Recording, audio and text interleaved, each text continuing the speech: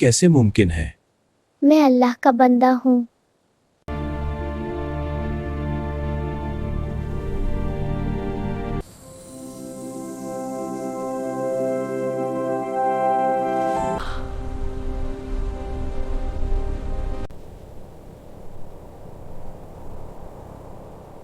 हज़रत ईसा इब्ने मरियम अलैहिस्सलाम महज एक तारीखी शख्सियत नहीं है, बल्कि वो अल्लाह की अजीम तरीन निशानियों में से एक हैं। एक ऐसी ज़िंदगी जो सरासर मौजज़ात, हिकमत और इलाही मकसद से लिखी गई। उनकी कहानी एक बाप से नहीं, बल्कि एक ऐसे मौजज़े से शुरू होती है जिसने दुनिया को हिलाकर रख दिया।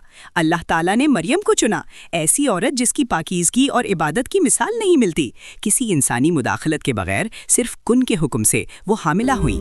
ये ना कोई हादसा था, ना स्कैंडल, बल्कि अल्लाह की मुतलक कुदरत का वाज़ेह ऐलान था।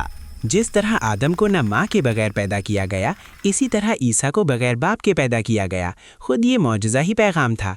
जब मरियम नौमौलूद बच्चे को अपनी कौम के पास लेकर आईं तो इल्ज़ामात तीरों की तरह बरसने लगे, और फिर एक ऐसा वाक़या पेश आया जिसका तसव्वुर भी मुमकिन न था। गहवारे में मौजूद ईसा बोल उठे। उन्होंने ऐलान फरमाया, बेशक मैं अल्लाह का बंदा हूँ, उसने मुझे किताब अता की। ये कैसे मुमकिन है? मैं अल्लाह का बंदा हूँ और मुझे नबी बनाया।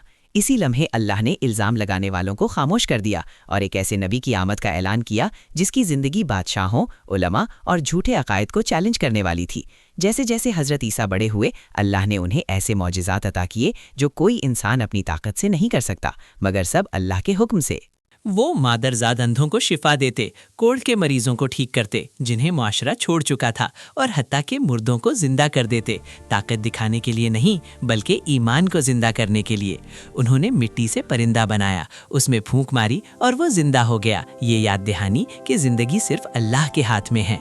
इस सब के बावजूद बहुत से दिल मेहरबंद ही रहे। उन्होंने तौहीद का पैगाम दिया, अल्लाह की वहदानियत, लोगों को निफाक, दुनिया परस्ती और मजहबी बिगाड़ से दूर बुलाया।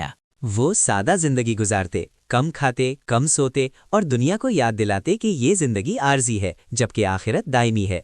जैसे जैसे मुखालिफत बढ़ी, साजिशें भी बनने लगी। दुश्मनों ने ये समझ लिया कि वो कामयाब हो गए हैं जब उन्होंने उनको सूली देने का मंसूबा बनाया। मगर यहाँ इस्लाम का एक अजीम तरीन अकीदा सामने आता है। हज़रत ईसा अलैहिस्सलाम ना कत्ल किए गए और ना सूली दिए गए। अल्लाह ने उन्हें जिंदा आसमानों की तरफ उठा लिया। Check again, this makes no sense. साजिश करने वालों ने ये गुमान किया कि वो जीत गए हैं, मगर हकीकत में अल्लाह ने अपने नबी को बचा लिया और उनकी चालों को नाकाम बना दिया। किसी और को उनकी मुशाबहत दे दी गई, जबकि ईसा अलैहिस्सलाम को जिस्म और रूह समेत बुलंदी अता की गई, एक जिंदा गवाह जो अपने मुकर्ररा वक्त के इंतज़ार में है, और वो वापसी अभी आना बाकी है। क़यामत के करीब जब दुनिया जुल्म और फरेब में डूब चुकी होगी, हज़रत ईसा अलैहिस्सलाम दोबारा नाजिल होंगे, न नए नबी बनकर, न नया दीन लेकर, बल्कि मोहम्मद सल्लल्लाहु अलैहि वसल्लम के उम्मती बनकर। जी हाँ, ये एक गहरी हकीकत है।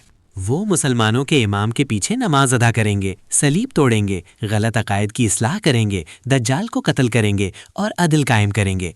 उनकी वापसी अपनी ज़ात की बड़ाई के लिए नहीं होगी, बल्कि इस्लाम के आखिरी पैगाम की तस्दीक के लिए होगी।